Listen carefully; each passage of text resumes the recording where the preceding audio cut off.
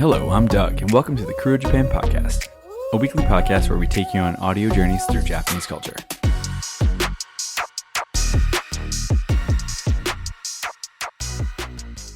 Welcome back to the podcast. In this week's episode, Jen and I are joined by Ziv Nakajima-Magen of Nippon Tradings International to help us with our foreigner dreams of owning property in Japan. We're always hearing people talk about their dream of moving to Japan, but it may sound intimidating to some. Where are you going to live? It's common to rent in Japan, but have you ever thought about buying your own property or home in Japan? Whether it be a permanent residence for you and your family, or just a vacation home. In an interview recorded earlier this spring, we go through all the details of owning property in Japan with Ziv, including the surprising cost of some properties around the country. In a lot of cities around Japan, they go for 30, 40,000 US dollars. So for the price of a deposit that you'd put on a loan elsewhere, you could already buy the property outright. A property's capital growth and how it differs in Japan from other countries. If you're purchasing a property here for your own personal use, you should be aware of the fact that it's most likely not going to gain in value. And other considerations to keep in mind when purchasing a home or investment property in Japan. You want to either be present in the country and have somebody fluent in Japanese that can pick up the phone and attend meetings and sign documents and so forth, or you want to work through a proxy like ourselves. Hopefully this episode will help you understand the process of purchasing a home or other types of property in Japan and everything that comes with it. But now, let's just jump into the interview. All right, welcome back to the podcast. Today we have a very special guest. All of our guests are very special, but today's guest is very special. We have Ziv Nakajima-Magen from Nippon Trading International. So why don't you take it, before we jump into our questions, Ziv, would you like to take a second to introduce yourself? Sure. So Ziv Nakajima-Magen, as you mentioned, my wife and I co-founded Nippon Tradings International, or NTI for short, about a decade ago now. And what we essentially do is we represent people who are dealing in real estate in Japan, but for some reason or another are either not able to or not comfortable to handle things on their own. So about 80% of them are foreigners who don't actually reside in Japan. And for various reasons, we can get into that later, but they can't open a bank account. They don't have an address and a phone number, which are still very much required when you're dealing with Japanese entities. And of course, Japanese entities usually are not too comfortable dealing directly with foreigners in any language other than Japanese, especially ones not residing in the country. So we're like a one-stop shop for people who are either buying or selling or managing real estate in Japan, whether it's investment properties, holiday homes, what have you. And 20% of our customers live in Japan, but again, for some reason or another, either language or they're just not comfortable or confident enough to do it on their own. So we help them as well. So what you're saying is you're the man that everyone wants to be friends with. If they're into real estate, yeah, I guess. That's awesome. So before we jump further into the real estate side of things and your background in Japan, we ask our guests, it's a kind of a common question. So if you've listened to our podcast before, you've heard it before, Yep. We like to ask our guests what their connection is with New Orleans, whether or not they've been here before, or if you heard of New Orleans, what's the first thing you think of? And if you've been here, what's your fondest or funniest memory? So I haven't been to New Orleans except via remote participation through movies and stuff. But I'm sorry if it's cliche, but I'd have to say jazz. I'm a big jazz fan. Not like a big expert on it, but I just love it. So I'm sure that's most of what I'll be doing in New Orleans, is just club hopping, I guess. There you go. And nothing's wrong with that. Yeah. We usually get jazz, and we usually get Mardi Gras. I think those are the two big ones, or like French Quarter that or one something as well. like that. That's right. Yeah, we just had Mardi Gras, and it's over now. And now we're about to do what? St. Patrick's Day parades over here? Yeah, it's crazy. parades never stop. We got festivals. Funny, like all I year said, my round. exposure to New Orleans is mostly through cinema or TV shows. So in my head, every time there's a Mardi Gras, there's got to be like spies jumping between balconies and stuff happening on the street. Right? Mardi Gras kind of in the background, right? Yeah. Awesome. That's great. Well, That's to jump in, we do want to, get some really in-depth background of you. And so, what's your Japan journey? What led to your interest in Japan and eventually living there? Well, like a lot of us here, I sort of married into the country almost 20 years ago now, I want to say. My first wife was Japanese. We actually met in Australia when I was living in Australia. I'm originally from Israel and didn't know anything about Japan whatsoever. So she was my introduction to Japan, so to speak. But then living together, I've been coming and going with her, a few months at a time every year to visit the parents, the in-laws, and so forth. And then we sort of lived here for about a year when our son was born. She wanted to be close to her parents during that time. And then we came back to Australia. And then, unfortunately, when he was about a year and a half old, this is about more than 10 years ago now, she passed away. She got cancer suddenly, and it was just very, very sudden, and she passed away. Oh, and geez. then I wanted to somehow keep the connection alive to Japan for his sake. I didn't, again, I'm originally from Israel, so that connection is always going to be, relevant. And Australia was great, but it was for me like a host country. It's not somewhere that I, emotionally attached to. Mm-hmm. And I wanted to somehow set a foothold in Japan, financially and residency wise, just to enable him to be connected to that part of his heritage. So I was looking for something to invest in or some sort of business to set up, and not being too experienced with anything investment wise except real estate, I sort of automatically was drawn to real estate in Japan as well. And not speaking, speaking a little bit of domestic Japanese at the time, but not really anything close to business skills. I obviously needed a business partner, which is one thing linked to another, is how I met my current wife, Chikako. So she started off being my business partner. She wanted to get into international business. I wanted a Japanese partner, and we started working together. We purchased a few properties for our own portfolio to start with. And having done that 1, 2, 3 times, we sort of realized that there should be a lot of people out there who would be interested in the market, because it's a very attractive market, but would be running into the same sort of blockages or walls that we've been running through the first time around. So we started marketing the service to others, and rest is history, kind of thing. That's awesome. Your story is very unique. A bunch of the guests that we have on, they already had like a, knowledge of Japan. They've like either been or they studied up on Japanese culture before going over there. So I really like that you pointed out like you just didn't really have any kind of predetermined conception about Japan, and so it's very interesting. And now you're like so deep rooted in Japan via business. I really find that very interesting. Yeah, I didn't have a clue. And to be honest, the Japanese that I've been meeting and hanging out with in Australia, because they're the backpacker types, or the surfer types, like the people who come to Australia, right? The culture shock was very much in place when I actually came to the country for the first time, because they were a lot more like Australians than Japanese, the ones that I've met. So so I went through the same kind of things that people go through when they come here for the first time, I think. That's good. Makes you Yeah. relatable when you're doing, business with one another. That's awesome. Yeah, and I really like the fact that you were really interested in keeping your keeping your son's heritage kind of in the forefront. Like my wife is Japanese as well, and we have 2 kids, and one was just born 4 months ago. One of the reasons why I was running a little behind this afternoon, we're just trying to like make sure we keep that in front of him. The Japanese culture and Japanese language and just everything, any opportunity. And it's been tough with the pandemic and everything, being able to not get over there, because we used to travel quite a bit, like once a year or at least for the first few years of his life. So it's been tough the last few years not being able to, really get over there and experience it. And I think that's a really important part when you have children that are, from different backgrounds, that are shared and experience multiple cultures, and being international is great. Yeah, these days it'll be it's a lot harder to keep the other parts of his heritage alive. Like, he's very much Japanese at the moment. He's been here since he Yeah. was 3.5 years old or so. So he doesn't behave like a Japanese person around the house, but if you look at him outside, he's by the book Japanese. Sounds like mine's the opposite. Yeah, I would imagine. Although less and less like Japanese. It's like weird language is a struggle. But I don't want to get on that side. That's a whole nother conversation for another day. Another whole conversation.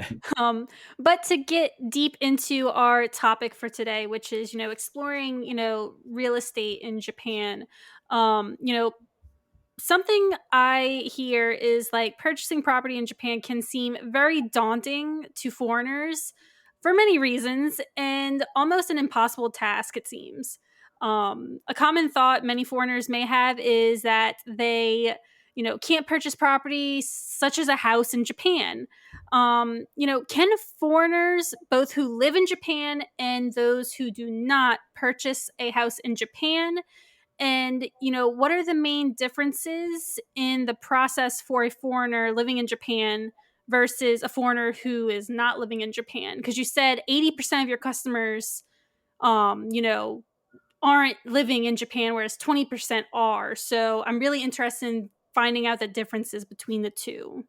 Sure. So, I mean, those that misconception and another one, which I'll get to in a minute, are very common, and it makes sense because Japan's actually the only country in all of the Asia Pacific region that doesn't have any official limitations on foreign ownership of land or property.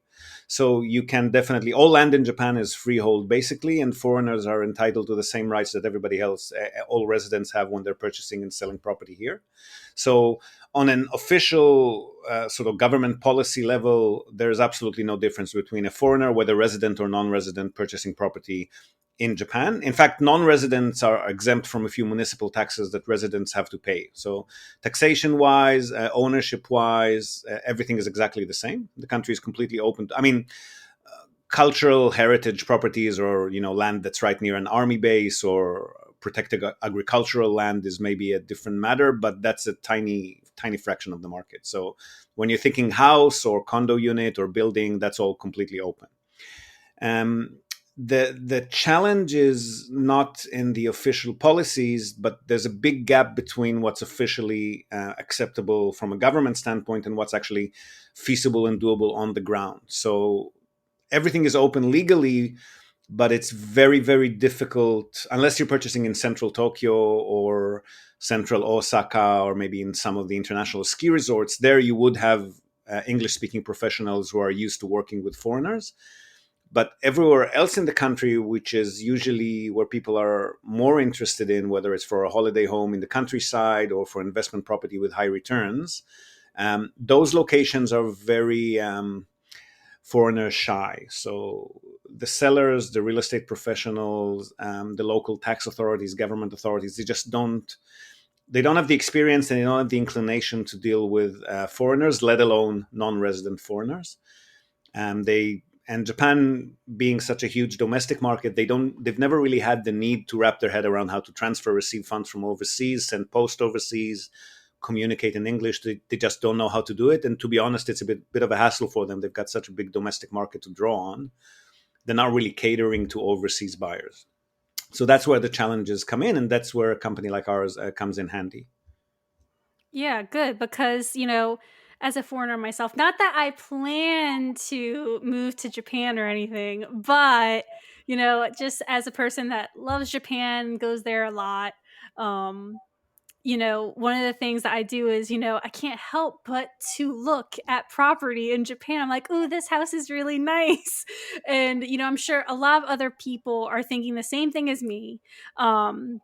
When they see a house, they're like, oh my gosh, this is gorgeous. I wish I could, have this house in, I don't know, Saitama. And, I would love to live there. It looks beautiful. And, I'm sure the first thing that crosses their mind is, oh, but I'm a foreigner, so there's no way I can. So it's good to hear from you and, that you have this company that can actually help foreigners, realize that dream. Yeah, and even for holiday, like from a financial perspective, it makes. I mean, if you're coming here for 2-3 weeks a year, then yeah, just stay wherever you want to stay. But if you're coming in on a more regular basis and more often than that, or for longer periods of time, it just makes financial sense to buy a little condo or a little house that you can actually stay in without having to pay for hotels or Airbnbs or what have you.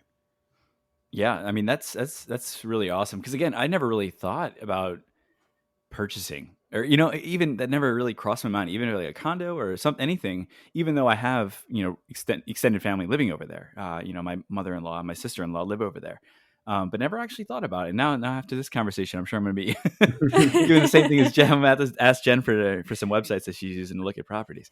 Uh, but coming back to that though, what might be expected of someone who is a foreigner that's trying to purchase a house in Japan or a property in general? Are there any criteria that needs to be met for that person to be, that they need to be aware of prior to even going through the process as a whole? Well, firstly, they need to be aware of that if they're non-residents and without a regular historical income stream in Japan, then financing is not going to be available to them. So there are no loans for non-resident, even Japanese who haven't been living in the country for a while, and are no longer earning their salaries or income in Japan. Even they can't access any loans. So it's more of a Japanese income stream factor than a residency factor. Okay. And the only solutions for that are if you set up a company or a branch office of a foreign company in Japan, and you start doing business in the country, or even if you don't, you may be eligible for a loan from certain particular lenders. But then, I mean, the cost of upkeep for a company on an annual basis is going to be at least $3,000 to $4,000 a year. So unless if it's an investment property and you're making enough money to cover that and then some, then it makes sense. But if half of your income is going to go for company upkeep, that just doesn't really make sense. And you don't really need that in many cases because properties, again, aside from central Tokyo, Osaka, and some international hotspots, property in Japan is still very, very affordable. So they had 2.5 decades of deflation. So since the 1990s, when the bubble burst here, properties have dropped down to about half of the price that they were back in the day. And the rest of the world has kind of moved on and gone beyond that. So now Tokyo and Osaka are back to what you'd expect from major cities, but the rest of the country is still very cheap. So if we're talking about that, like a holiday condo unit, just like a little hotel room type in maybe an older building, say up to 20 square meters, in a lot of cities around Japan, they go for 30, 40,000 US dollars. So for the price of a deposit that you'd put on a loan elsewhere, you could already buy the property outright. I was about to say, as long as if you had let's say like purchasing a house in the U.S., generally they want to see, if possible, you can get out of the homeowner's insurance, the purchasing insurance, if you put 20% down. So I was about to say, if you can afford up front to put some kind of down payment on a house in the US, then basically, like you said, some of those homes that may be affordable in the countryside or in the more remote areas of the country, you may not even need to be worrying about like financing it or anything like that. Just purchase outright. Yes, I would say though, with those countryside, I mean, you read a lot of articles about Japan's giving away homes for free, and you can buy a Yeah. house for five hundred Yeah. dollars or $5. That's essentially true, but you're getting a dump. So if you are buying Yeah. just because Japanese building materials are not very durable, they're not really meant to be. They're mostly wooden structures or at best maybe steel frame structures. So if you're buying a condo unit in a reinforced concrete block, that's one thing. But if you're actually buying a house, um, and it's older than say 25, 30 years, the annual maintenance is going to be quite steep. So the roof, the walls, termite protection, all of these things need to be done on a fairly regular basis, and the houses deteriorate far faster. So those cheap houses are extremely run down. So if you're buying something for like 30, 40, 50,000, you're probably going to be spending at least another 100,000 just to bring it up to speed, kind of thing. So if you're buying an actual house, you probably want to set your sights on 100, maybe 150 to get something that's livable and doesn't require immediate renovations. And not to, you know, deviate from the conversation too far, but those Akia homes too, if I'm not mistaken, I've read in a few articles or here and there, I've heard about them that they kind of come with some strings attached. You have to stay or live in the community when you're purchasing the home. You have to basically invest and raise your family. They want to have like a family oriented purchase. They want it to be younger folks who have kids that are going to grow up and live and give back to the community. So Correct. Yes. is that kind of common for those type of lower, I guess the ones that require a less amount of money to purchase outright? They do come with some ties to it where you have to agree or sign a contract to stay in the community for an extended period of time. Well, the ones that you're referring to are ones that are part of a particular municipal government initiatives in particular locations. So if there's a particular township that's losing population fast and the government wants to try and spruce it up, then they're going to put out these kind of deals. And in those cases, then yes, they'll give you a free or almost free house, and they'll even participate or subsidize the renovations and so forth. But in that case, yes, they want you to move there. They want you to start a family there and contribute to the local community. So there are strings attached. But regardless of that, there are very cheap houses just on the market. There's something called the Akia Bank, which is like a local municipality website that lists all of the empty and abandoned homes that might be available if you want to grab them for cheap. But again, they would be in pretty bad shape. So you can buy them cheaply. They're not going to be free like the government initiative ones, but they would be 20, 30, 40, 50,000 US, including the land parcel, which is usually going to be quite big in the countryside. But there's a lot of work. So unless it's like a labor of love project and you're planning to move there and do it yourself, or you're planning to start a guest house there and you've got a whole 5-10 year plan in mind on how you're going to rejuvenate the house, it's not something that you would do. Don't expect to buy that and immediately be able to just use it for holiday once a year kind of thing. It's not going to be applicable. Yeah, I used to live in Iwaki City in Fukushima, and where I lived in the little the town was very close to countryside, about a 5-minute drive out. You're in rice paddies and stuff. So, I mean, you would see some of those homes though, like that they look abandoned, like just ghost house, and like no one in there, windows broken, like nothing, no lights, no cars, no people, So I'm sure that's kind of what you're looking at when you were looking at those types of properties, right? The very cheap ones, yes, correct. Yeah. I mean, there's not going to be any intentional. I mean, there's no squatters or anything of that sort in Japan. It's just nature taking its toll, kind of thing. Sure. Well, with the question that Doug posed, you briefly mentioned, about the housing market in Japan, how the bubble crashed, but Tokyo and cities like Osaka kind of recovered in some sense. But I kind of want to touch back on that. Seeing as how is the housing market in Japan as a whole, and are there differences from the housing market in America? Like, for example, when we buy property, we're thinking about property value and the investment in the long run. So like we may buy a house for like 140,000. That's being very generous, but $140,000. Here in New Orleans, not that case anymore. But if we put improvements on the house and stuff like that, it raises the value of the house to almost like, I don't know, 230,000. So how's the housing market in Japan versus America when it comes to stuff like that? So the fundamentals here are a little bit different to what you're probably used to, and not just in America, in most, maybe not most other countries, but definitely most Western countries. So renovations can bring up the value of a house. If you bought a house that's quite old and hasn't been touched up since it was built, and you renovate it to modern standards, then yes, it will get a better price when you resell it.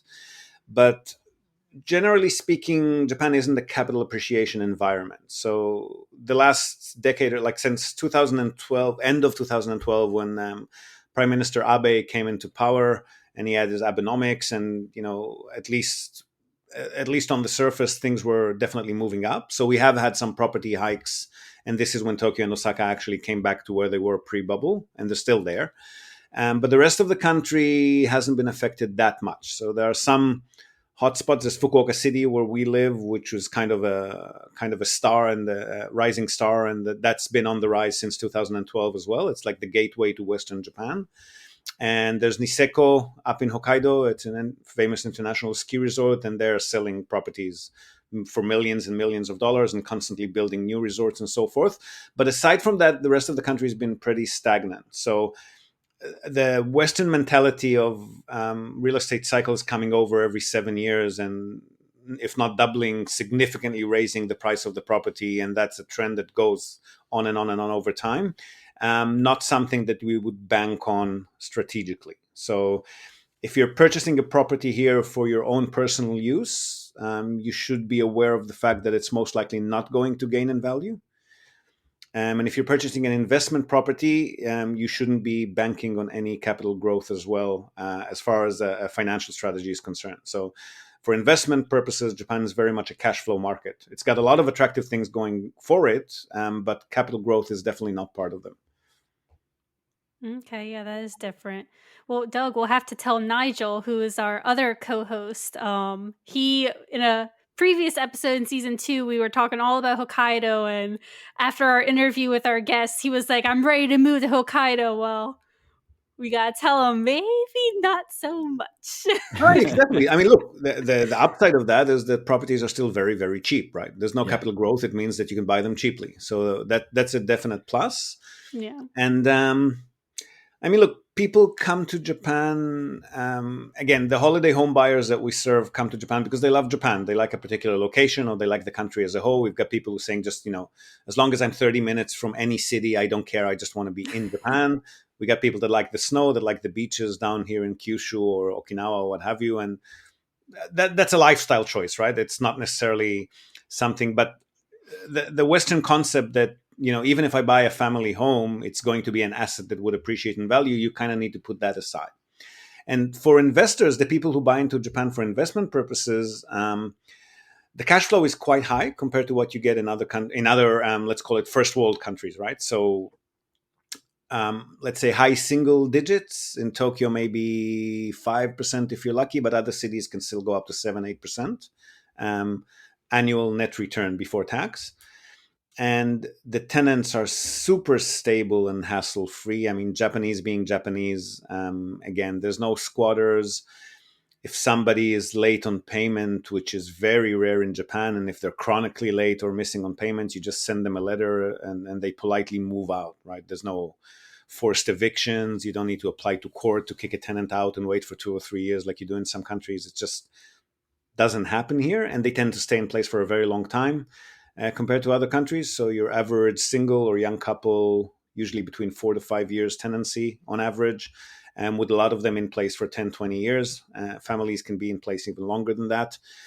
And the business environment is very headache-free and convenient and professional as well. So you never need to worry about a property manager, just letting the property fall into disrepair or running off with your money. Insurance companies, HOAs, nobody's got their hands in your pockets to constantly hit you with charges and fees that you wouldn't be expecting. That just doesn't happen here.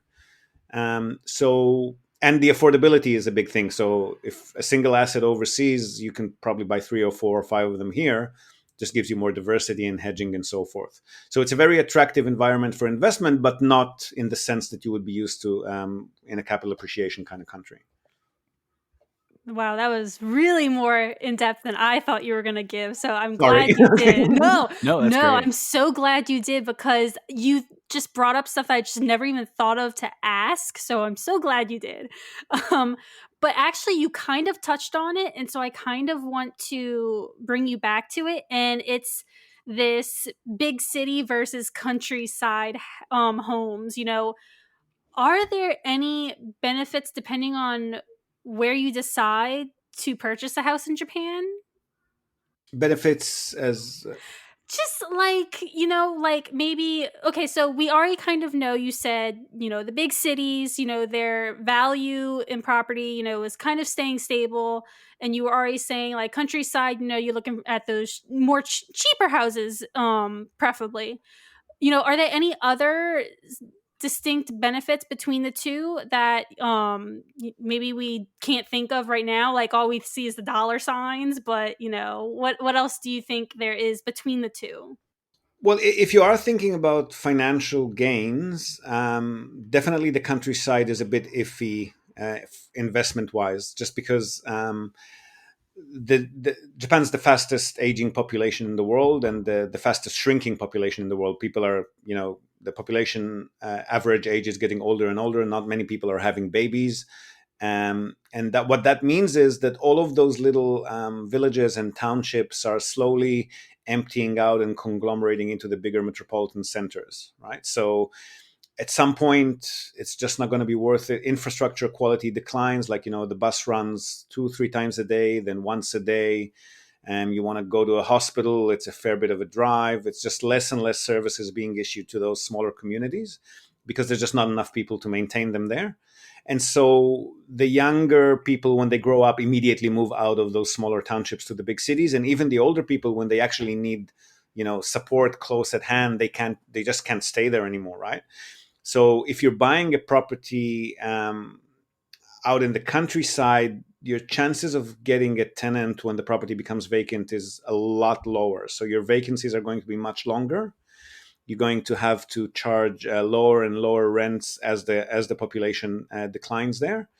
And unless you're actively taking action to market the place as a guest house or a resort, or starting an actual business there, and that's going to be obviously very hands-on. It's not like a passive investment. It's not really a good investment, right? So definitely get a house in the countryside if you want the quality of life and you want to live in the countryside. But for financial reasons, the asset class of choice is not wooden houses. It's going to be either units in co-owned reinforced concrete blocks, so condo units, or it's going to be a small building that's going to be wood or steel framed wood, but you own the entire structure and you can take care of renovations yourselves. And again, not too old, maybe on purchase, maybe 20 years at most. And you want to be not necessarily in a big metropolitan center, but you want to look at so part of the due diligence that you do when you purchase property in Japan, especially for investment purposes, is you look at the population figures of that particular municipality. So you want to make sure that the town has got stable population, more than a single kind of, one trick pony kind of industry or single employer. Just in case if that, single employer or single industry for some reason peters out, then there's suddenly nothing going for the town, right? So you don't necessarily have to be within a big city, but you want to be in a place that's actually has got stable population, stable employment, stable industries. And then you know that you're going to regularly be able to repopulate the property when it becomes vacant. And again, on the maintenance side, you want to make sure if you are buying a wooden structure, like say, those 6 or 8 or 10 unit blocks that you can buy in Japan are quite cheap. You can buy them for usually under $500,000 US. You can buy like a small building with say 4, 6 or 8 single like studio or single bedroom apartments. But if you're buying that because it's going to be a wooden structure, make sure that you're buying it 20 years or younger. And if you're buying a unit in a co-owned condo block, like a single apartment, maybe make sure the building is not older than 30 years on purchase, because they're going to keep renovating it, but building fees will go up as the building gets older. So that obviously shrinks your yield as well.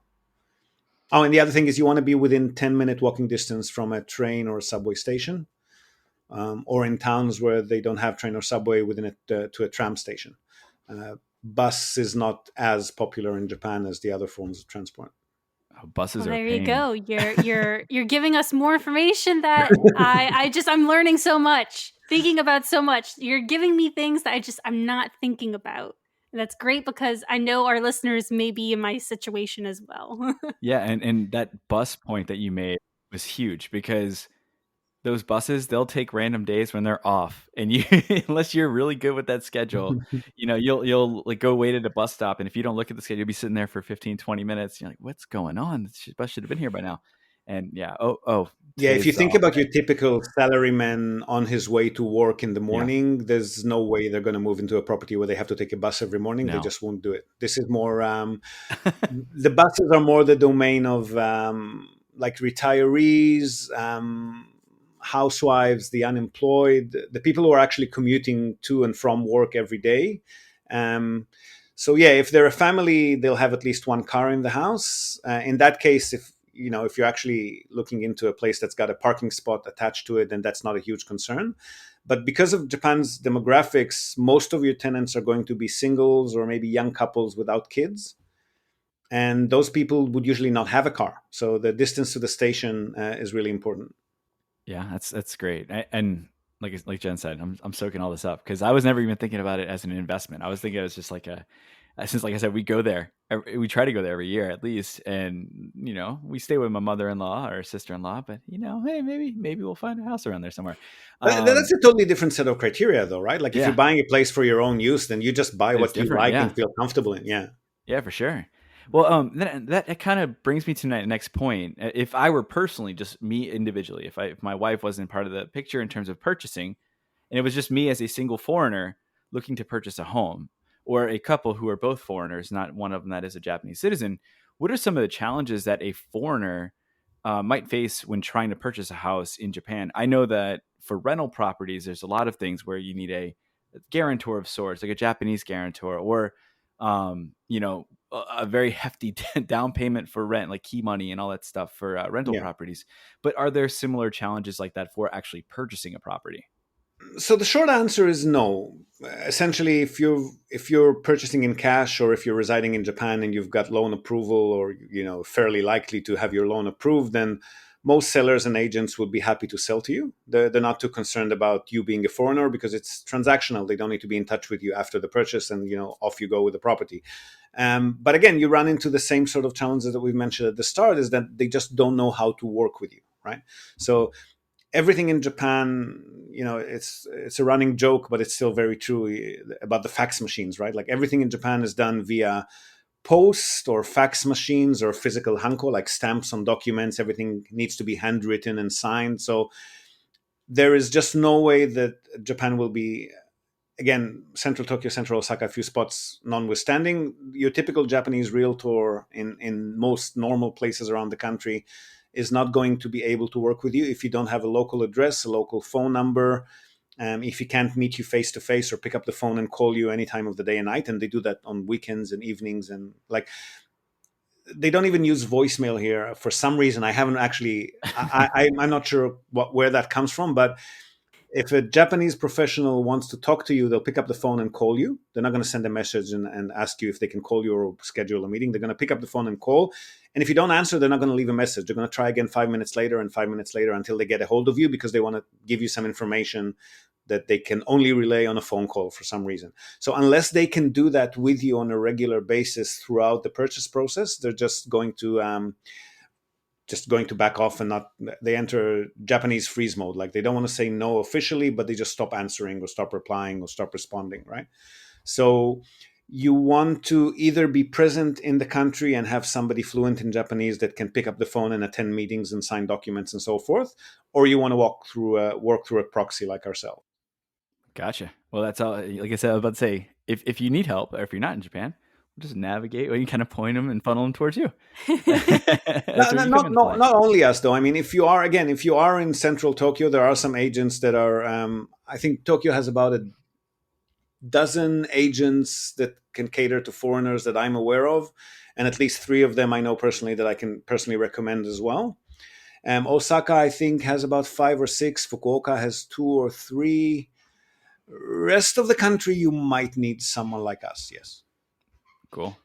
Well, kind of bringing it back to the purchasing for the sake of business, whether it's if you're doing a rental property, like an actual like apartment view, or if it's going to be more of like a destination, like travel destination, like bed and breakfast or something like that, where you're not expecting long-term rentals or anything like that, but it's just short-term bookings.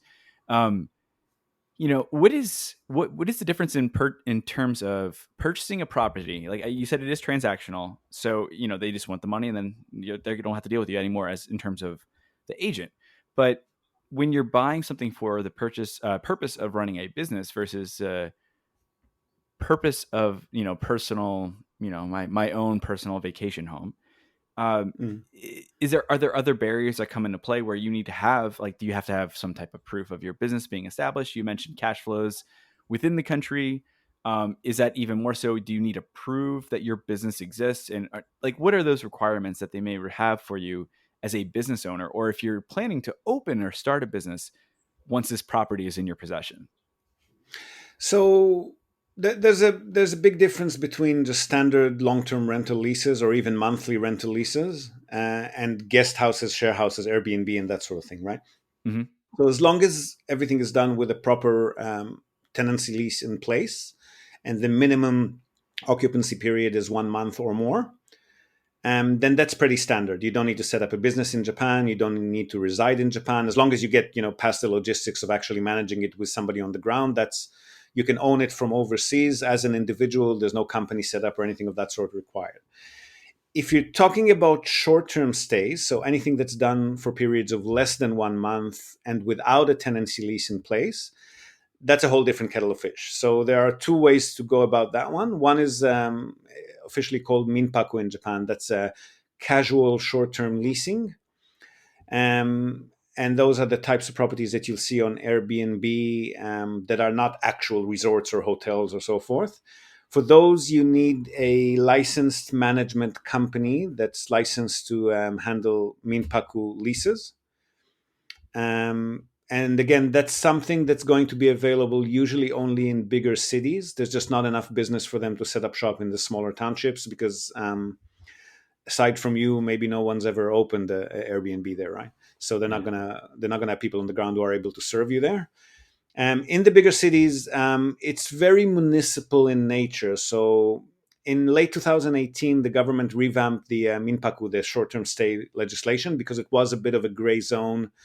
Depending on who you ask, some people say that it was because people were just doing very unprofessional operations and it was getting dangerous and bothering the neighbors and so forth. Other people say there was a lot of pressure from the hotel lobby who saw that Airbnb was getting a little bit too popular for comfort for them. So, whatever the reason, they've completely revamped the legislation in late 2018.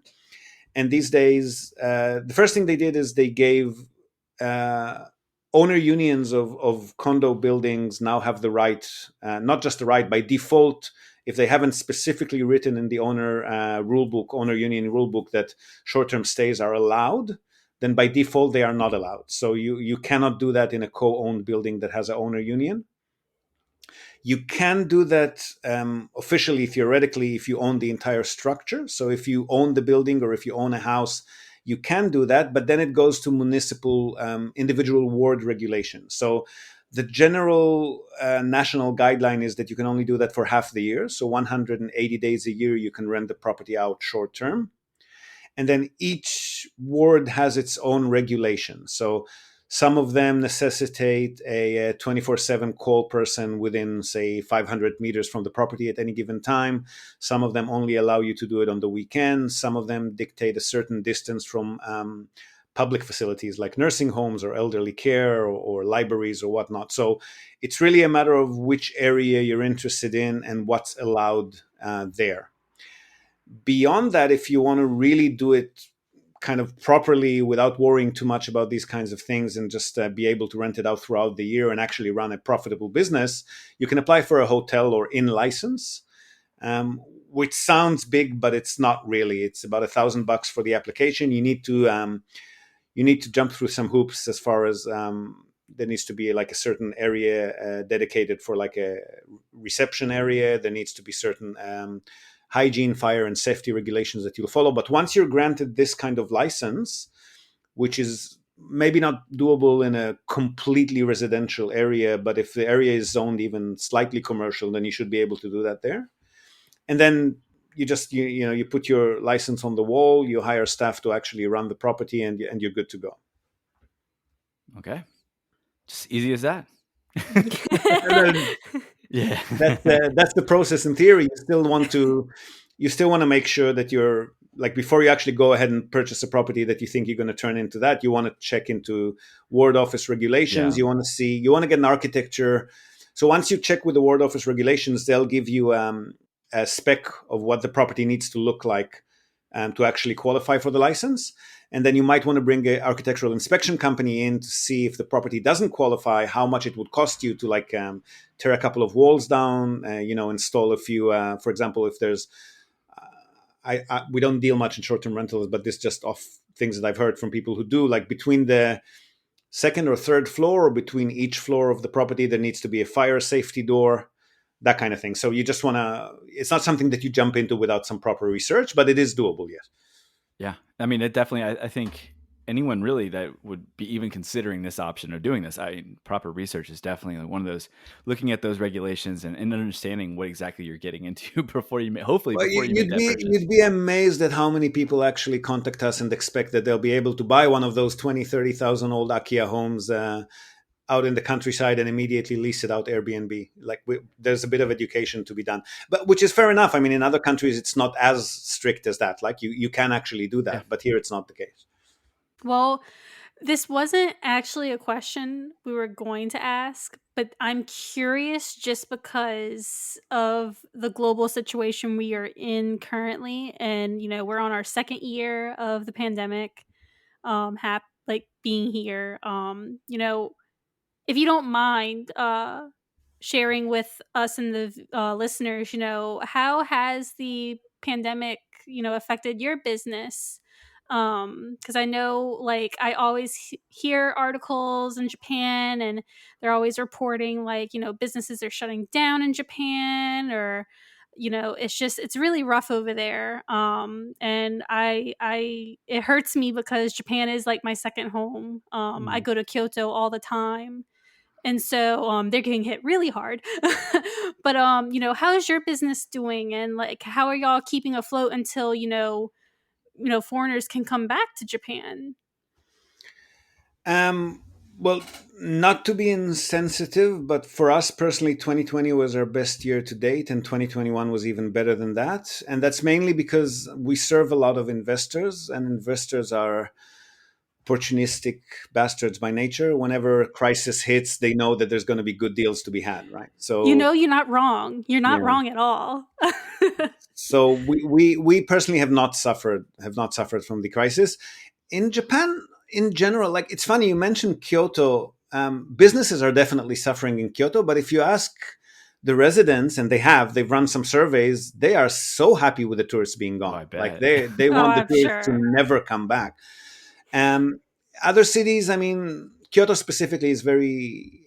I mean, in our Western, kind of tour. I mean, even as gaijins living in Japan, we're always going to be kind of tourists, right? So in Yeah, our eyes, Kyoto is like, oh, the tourist destination, but Kyoto is a powerhouse for professional services and academic and it really very. is. It's a white collar city with a lot of things going for it aside from tourism, and that sort of reflects what's going on in the rest of the country. So hospitality and retail businesses, well, let's put it this way, hospitality was hit hard, but again, depending, like tourism resorts maybe were hit harder, but hotels that are within a certain distance from the city were not. Business hotels are slowly recovering because domestic traffic is now definitely happening again all over the country.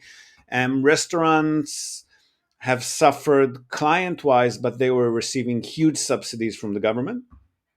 I actually know quite a few people who applied for a food and beverage license because of those subsidies. They weren't even thinking to offer those services until they heard they're getting $600 a day just for staying closed, right?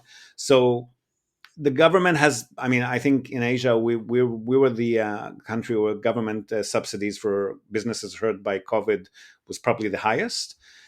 So as in all things Japan, there are not going to be massive layoffs here. There's not going to be lenders foreclosing on mortgages.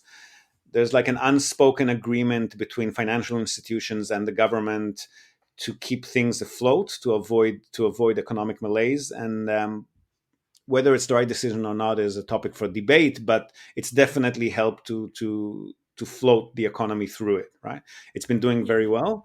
And even when they had lockdowns, they were very soft lockdowns, right? So restaurants couldn't serve alcohol, or they were asked to close after 8 p.m. People were politely asked to stay at home. And Japanese being Japanese, I mean, masks were a thing from the get-go here, right? Like everybody was wearing masks all throughout the winter anyway because of influenza. And so for them, it was a no-brainer to, like everywhere you go, anywhere now, even in a small side street, everyone's wearing a mask, right? So the economy obviously has not been expanding, but compared to what it's been like in other countries, Japan is not suffering that much. Again, not to be insensitive, hospitality businesses, restaurants, bars, some retail stores, especially like luxury retail stores, were doing very well because everybody who couldn't travel overseas to spend their money had to spend it in the country, right? So all of the well-off shoppers are still here and they're very much active. But retail centers in smaller suburban areas, especially second, third floor shops and so forth, are hurting. But again, we're very fortunate in the sense that it's not nearly as bad as it is in other locations. That's good to hear, because I know you say like you didn't really get hurt by it, which is great. Those people who know what they know, they know when things go wrong, you act now because they're gonna get better eventually. Yeah. But for the average person, like Doug and I, I'm sure people will be looking to, work with you in the future when they feel, oh, now I can do this, vacation home in Japan now that the borders are open. Yep. So I'm sure they're excited to maybe work with you in the future. I mean, holiday home shoppers for us haven't really dropped off that much in any case as well. I mean, if you're buying a family home and you're going to be moving in and spending every day of the year there with your family, then you definitely want to go in person and check out the homes with a real estate agent. And we don't really deal in that area much because it requires very local, hands-on accompanying buyers throughout the process. But holiday home shoppers seem to be, from the get-go with us, have been very, very comfortable with us viewing and doing walkthroughs on their behalf and just giving them a layout and of the land. And we even these days we even do renovations for them. Well, we've got people who've bought a holiday home and are completely renovating it via us. They haven't even been to the country yet, so that's never been an issue for them for some reason. And Wow. investors were having a field day. Now, not so much because prices have started to recover again. But the first 6 months or so of the pandemic, there were really good deals to be had, especially in Tokyo and Osaka, which are usually not very affordable. It was it was a party for investors for a while. Did and this is more so of a question. I'm not sure if it really impacted Japan much, but in the U.S., I know during the pandemic, during the lockdown, like last 2 years, like the price of lumber and the price of like supplies to renovate homes has like skyrocketed, due to shortages and logistical, like supply chain issues. Yeah. Has that? I know you just mentioned that you had done some renovations for folks who are buying investment homes and whatnot.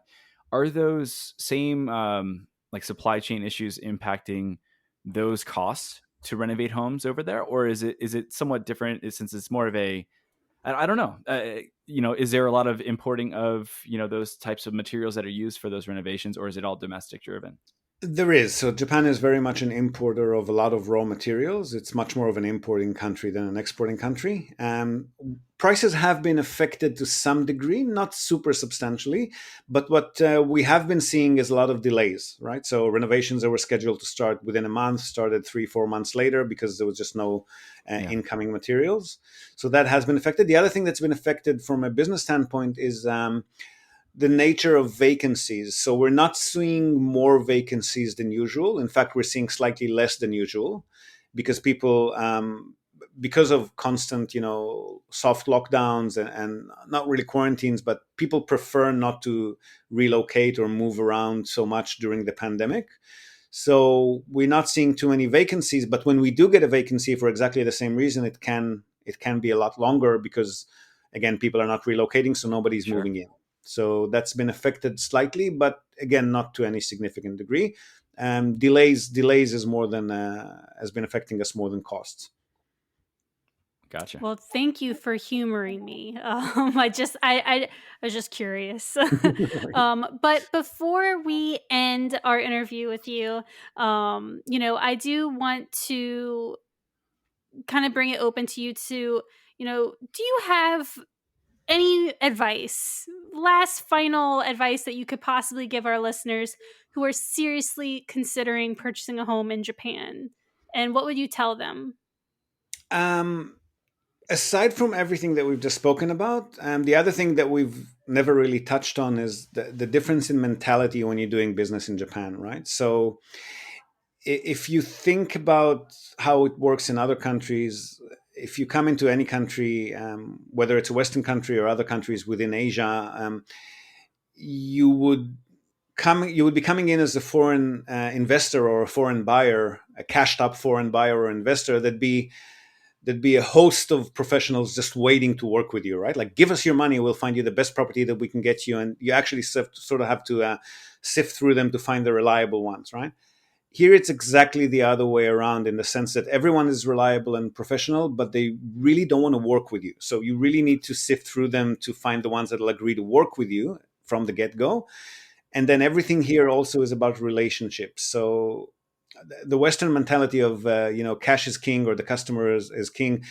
The customer is king, but once they become a customer, and to become a customer in Japan, you need to build a relationship with the people that you're going to be working with.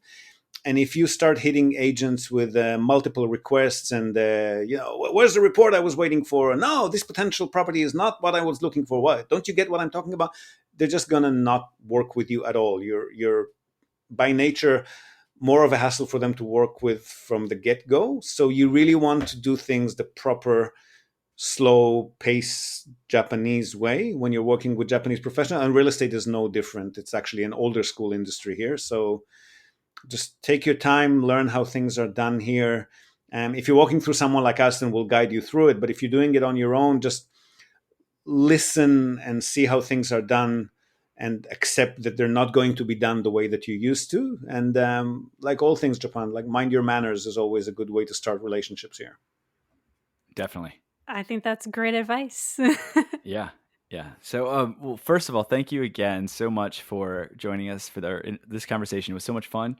Like I said, I was a sponge. I was just listening. Like, I forget that I'm actually supposed to be asking questions sometimes. 'Cause I'm like, all right, I got to take some notes, like Jen was saying.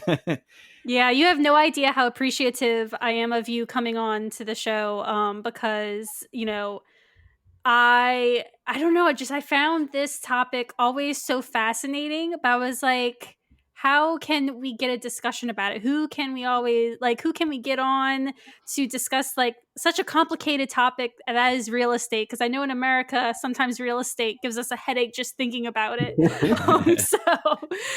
We really do appreciate you coming on and really helping guide us and our listeners to, possibly owning a house in Japan. So it's totally I really a pleasure. appreciate And I'm guessing your listeners are mostly audio oriented, just listening to a podcast. So Yes. if you Google or on the iTunes store, wherever you're looking, Japan Real Estate Podcast, we're the only ones out there. We put out content once, twice a week, and it's quite popular and quite informational, I think. So help yourself, just subscribe and you'll love it, I think. If you Yeah, like and you're it. also on YouTube, correct? That podcast? Yes. The podcast is on YouTube as well. Japan Real Estate, Japan_real_estate on YouTube.com. Yeah.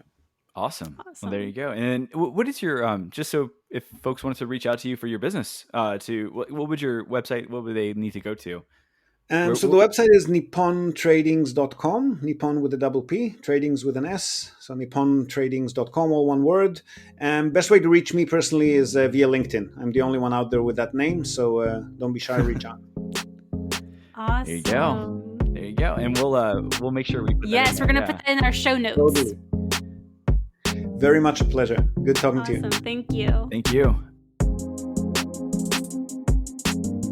And that's it for this week's episode. Thank you for tuning into our podcast. And special thanks to Ziv Nakajima-Magen with Nippon Tradings International for joining us for an incredibly educational chat. We hope you've learned a lot about purchasing a home or property in Japan and are a bit more aware of the overall process. Check out Nippon Tradings International's website for more information and to get started on your dream of owning property in Japan. They'll be able to help you make your dream a reality. While you're at it, check out Ziv's podcast, Japan Real Estate Podcast, on your favorite streaming app. Considering owning a home in Japan? Where would you want to live? Share with us on Instagram, Facebook, or Twitter at Krewe of Japan Podcast. That's KREWEOFJAPAN PODCAST, Krewe of Japan Podcast. That's Instagram. Facebook, just search Krewe of Japan Podcast. And on Twitter, it's just Krewe of Japan, KREWEOFJAPAN. But don't forget the @ sign. While you're there, give us a like, follow, retweet, share, whatever. We're not on TikTok, so don't worry about that yet. But let us know how you're enjoying the podcast. Or if you prefer to provide your feedback in a more intimate and private setting, send us an email at krewofjapanpodcast@gmail.com. KREWOFJAPANPODCAST@gmail.com. And speaking of feedback, if you're enjoying what you're hearing right now, or last week, or next week, maybe you're backlogging right now, please feel free to leave us a 5-star review on your favorite podcast streaming app. Trying to level up that rating game. Come on, let's do this. But seriously, any and all support is greatly appreciated, and we love doing this stuff with you guys. Oh yeah, and one more thing. Are you interested in joining Japan Society New Orleans? Or maybe you already are a member. Heck yeah, you are. If you are in the greater New Orleans metropolitan area, on June 29th, join Japan Society New Orleans and Japan Club of New Orleans for a meetup at Wetland Sake Brewery at 5:30 p.m. Who knows, maybe you'll catch yours truly there. So that's going to be it for today. Until next time.